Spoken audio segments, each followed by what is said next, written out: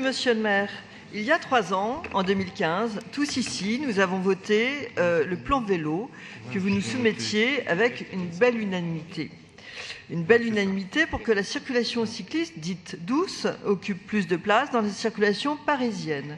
Aujourd'hui, 12% seulement des infrastructures cyclables prévues sont actuellement en service, selon les chiffres de l'Observatoire du plan vélo. C'est bien peu. Et la faiblesse de ce chiffre est tellement éloquente qu'elle se passe de commentaires. Ce qui est utile en revanche, c'est de s'interroger sur vos priorités. Vous avez choisi de commencer le plan vélo par 2 aménagements emblématiques que sont la voie Georges Pompidou et la rue de Rivoli. Le choix de la voie Georges Pompidou avait de votre point de vue un double mérite. Il suffisait de couper une voie de circulation automobile. Peu importe que son intérêt pour la circulation cycliste soit ou non efficace, et en l'occurrence, il ne l'est pas, pour la bonne raison qu'on ne peut pas en sortir. Et que les kilomètres à vélo ne se comptent pas de la même manière qu'en voiture, mais il faut le pratiquer pour le comprendre. Quant à la rue de Rivoli, il avait, on s'en souvient, reçu un avis très mitigé du préfet de police de Paris, parce qu'il réduit lui aussi considérablement la circulation automobile sur un axe structurant, mais c'est aussi, selon vous, toujours son mérite. Pour tout le reste, c'est-à-dire l'essentiel, en réalité, des grands projets structurants du réseau cyclable parisien, le plan n'en est encore qu'au stade des études, voire de la programmation. Pourtant, la maire avait annoncé que l'année 2017 serait l'année du vélo. Et au mois d'avril dernier, il y a 3 mois, elle a persévéré dans une furieuse intox en affirmant que 80 à 90%, rien de moins, du plan vélo serait réalisé d'ici 2020. Or, au rythme où vont les choses, on s'achemine plutôt vers 2027.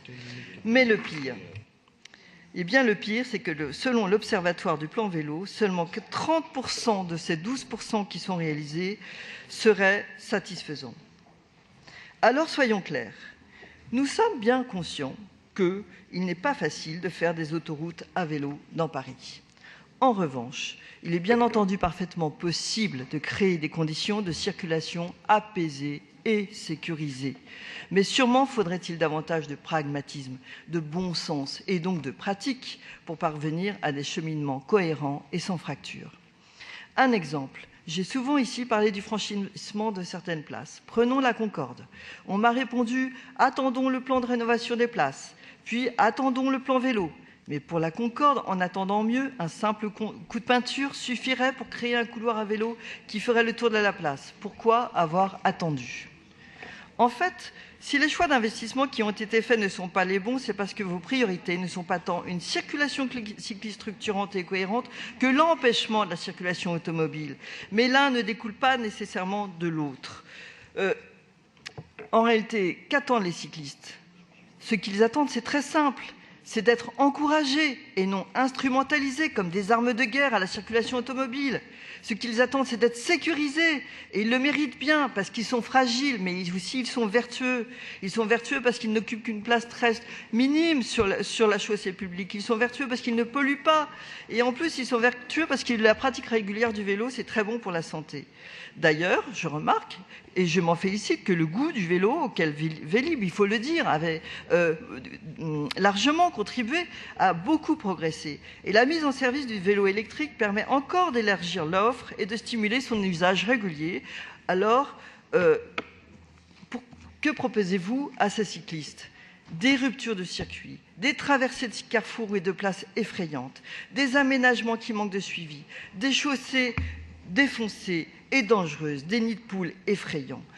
Alors commencez donc par sécuriser ces cyclistes en leur offrant à minima des chaussées dans un état correct. Ça n'est pas le cas aujourd'hui et les circulations douces dont la maire a tant parlé ne sont pas douces du tout. Et même, elles sont devenues chaotiques et je le dis, anxiogènes.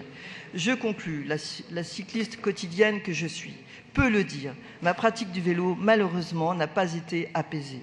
Pourtant, l'apaisement, c'est le seul objectif qui doit vous guider pour augmenter la part modale de la circulation des 2 roues non motorisées électriques. Merci, Madame Gallois.